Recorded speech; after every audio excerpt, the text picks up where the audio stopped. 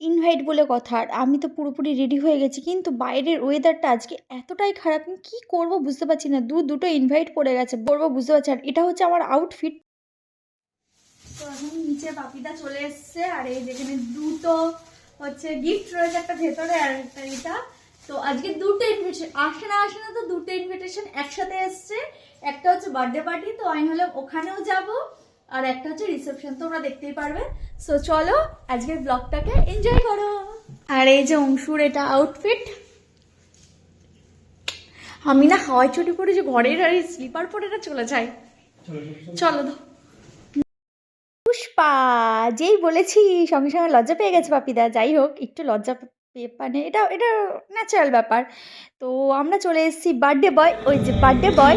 তো ফার্স্টে ভাবলাম বার্থডে বাড়িতে ইনভাইটটা আগে ইয়ে করি। তো এখানে কয়েকটা আমরা ছবি তুলে নিলাম, কারণ পুরোপুরি ভিডিও করতে পারিনি, কারণ এখানে কফি ছিল আর তার সাথে ছিল গরম গরম পকোড়া। আমার তো আগেই ঢুকতেই আমার এদিকে চোখ চলে গেছে। তাই কি করব, বিয়ে বাড়িতে গিয়ে খেতে হবে বলে তাহলে এখানে একটু বেশি করে খাওয়া যাবে না, কারণ এখানে একটু অল্প খেতে হবে। তাই এখানে স্ন্যাক্সটা একটু খেয়ে নিলাম। এবার আমরা যাচ্ছি বিয়ে বাড়িতে।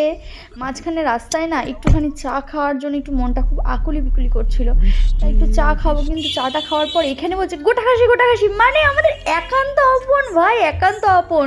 কিন্তু আমাকে ওখানে দাঁড় করানো হয়েছে, আমার মনটা খারাপ। কিন্তু সেই রেলগেটের সামনে গিয়ে, মানে চাকদা রেলগেট, ওখানে গিয়ে আমাদের দাঁড়াতেই হলো। ভাই একটু খেয়ে নিলে কি হতো। অংশু বলছিস মিস করে গেলাম।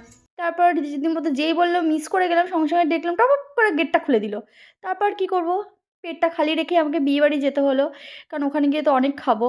তাই বিয়েবাড়ির থেকে আবার নেমে পড়েছি। বিয়েবাড়ির থেকে নেমে পড়িনি, সরি, গাড়ির থেকে নেমে পড়েছি বিয়েবাড়ি যাবো বলে। তো ওইখানে মাম্মাম্মু নেমে পড়েছে, ওকে বলছি একটু এগিয়ে আয়। আর এই যে এইটা হচ্ছে বিয়েবাড়ির ভেন্যু। তো এখানেই আর কি রিসেপশন পার্টিটা। আমরা চলে এসেছি। এই যে এখানে আমার গণেশ ভাই পেট্টু মোটা বসে রয়েছে, তো ওনাকে দর্শন করে তারপরে আমরা বউয়ের কাছে এগিয়ে যাচ্ছি। আর ওই যে আমার ফ্রেন্ড, আর ওইটা হচ্ছে ওর যা, মানে ওর দেওরের রিসেপশন ছিল। তো সত্যি ওরা সবাই খুব ভালো। আর নতুন বউ বলে কথা, একটু লজ্জা না, একদমই লজ্জা না। খুব মজা হয়েছে, দারুণ এনজয় করেছি। তোমরা ভিডিওটা কন্টিনিউ করো। আর এখানে রয়েছে মিষ্টি মা, সবার সাথে কথা বলছে। আর মাম্মাম এখানে খেতে ব্যস্ত স্ন্যাক্স, কারণ ও তো আগের ইনভাইটে কিছু খায়নি, ও তো অল্প খেয়েছে। মানে ওখানে বললাম আমি খেতে, কিন্তু ও তো কিছু খেলো না। বললো না না মাম্মাম, পেটটা খালি রাখতে হবে, ওখানে গিয়ে তো আমাকে স্ন্যাক্স খেতে হবে, প্রচুর আইটেম করবে নিশ্চয়ই। আনলাম একদম ঠিক কথা। তো এখানে অংশু খাচ্ছে, আমি খাচ্ছি, আর মাম্মাম খাচ্ছে। এই যে ওর তো খুব ভালো লেগেছে, কিন্তু ও খুব ভয় পাচ্ছিল, ওখানে একটা ডগি ছিল। এটাই ওর সবচেয়ে বেশি ভয়ের কারণ, কারণ ও ওই জিনিসটাকে একমাত্র ভয় পায়। তারপর অংশু চলে আসলো মোমো। মোমো তো সবাই ভালোবাসে, কিন্তু আমি না মোমোটা খুব একটা সেদিনকে খেতে পারিনি, কারণ নিচ্ছি। আর অংশু এখানে কী করছে, একটুখানি আমার ছবিটা তুলছে, একটু ভিডিও করছে। এটা তো ওর কাজ, কারণ ওর বড়রা রীতিমতো বউদের একটু ছবি তুলে, এটাই বেশি ভালো লাগে। আমি কেন ছবি তুলতে যাবো, ওকেই ছবি তুলতে হবে।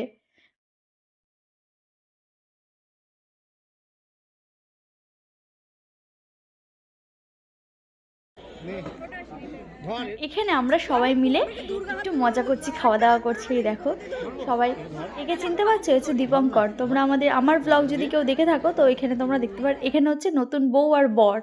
এটা হচ্ছে, আরে কেক ভাই, কেক, এটা আর কিছুই না। এখানে একটু কেক কাটাকাটি চলছিল।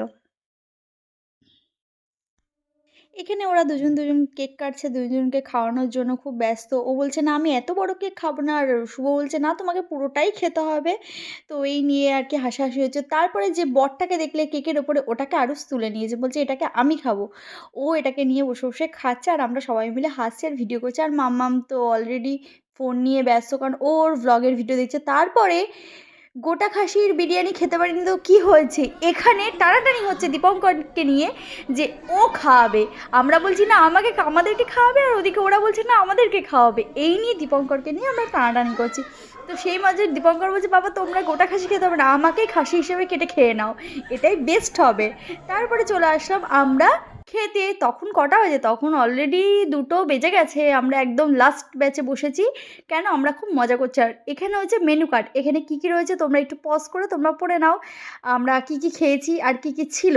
ফার্স্টে চলে এসেছিলো ফিশ ফিঙ্গার, তারপরে চলে এসেছিলো কুলচা, এটাই আমরা খাচ্ছিলাম। দেখো পুরো ফাঁকা, কিন্তু 10টা-11টার সময় কত ভিড়।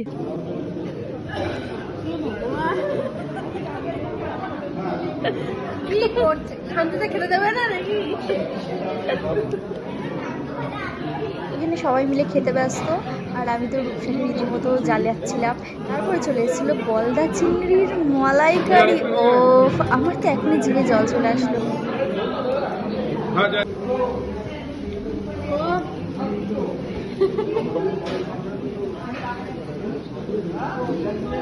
খা, কামড়ে খা, কামড়ে সারাদিন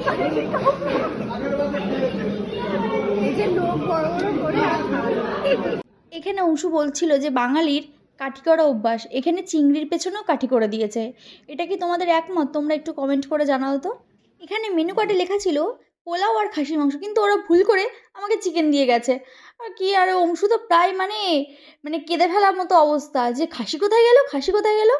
তারপরে দেখো দেখো ওর মুখটা দেখো, ও দেখাচ্ছিস, আহারে বেচারার কি কষ্ট। তারপরে হঠাৎ যে খাসির মাংস প্লেটে পড়েছো, ওদিকে আর কিছু বলতে ওদের বললে না যে রিভিউ ওরা এবার শুনে তোমার মাটন দিয়ে গেল। খাও খাও, খাসি খাও। স্বপ্ন পূরণ, তোমার সাথে স্ক্যাম হচ্ছিল, তারপরে ঠিক করে দিয়েছিল।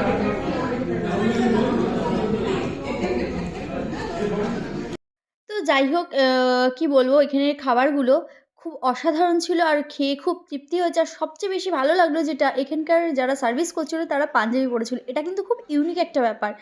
আর ক্যাটারিংয়ের মানে অসাধারণ। তোমাদের যদি কারোর ভালো লেগে থাকে তো তোমরা ওটাকে স্ক্রিনশট নিও মেনু কার্ড থেকে, তো সেটা তুমি কন্ট্যাক্ট করতে পারো। আর এখানে আমাদের খাওয়া দাওয়া হয়ে গেছে, এবার আমরা রওনা দিয়েছি বাড়ির পথে। কিন্তু বাড়ির পথে আসার সময় দেখছি ঝমঝম করে আবার বৃষ্টি।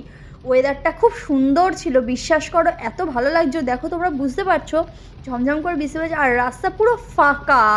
খেয়ে দিয়ে না আমি আর নড়তে পারছি না, অংশু বললাম তুমিই ভিডিওটা করো।